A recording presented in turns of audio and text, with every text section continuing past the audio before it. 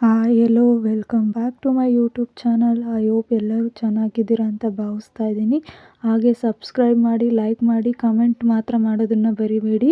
ಇವತ್ತಿನ day to mini ವ್ಲಾಗನ್ನ start ಮಾಡ್ತಾ ಇದ್ದೀನಿ. ಸೊ ಬನ್ನಿ ಹೇಗಿರುತ್ತೆ ಇವತ್ತಿನ ಡೇ ಟು ಮಿನಿ ವ್ಲಾಗ್ನ ನೋಡೋಣ.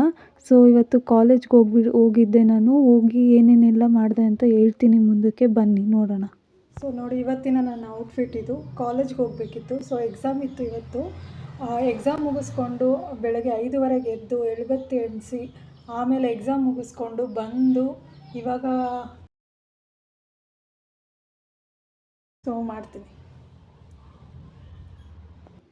ಸೊ ಅಡುಗೆ ಮನೆ ಕ್ಲೀನ್ ಮಾಡಬೇಕಿತ್ತು. ಇವಾಗ ಗ್ಯಾಸ್ ಎಲ್ಲ ಕ್ಲೀನ್ ಮಾಡಿಕೊಂಡು ಅದಾದಮೇಲೆ ಒರೆಸ್ಕೊಂಡು ಚೆನ್ನಾಗಿ ಇದು ಮಾಡಿಕೊಂಡೆ. ಇದು ನನ್ನ ಪುಟ್ಟು ತುಳಸಿ ಕಟ್ಟೆ.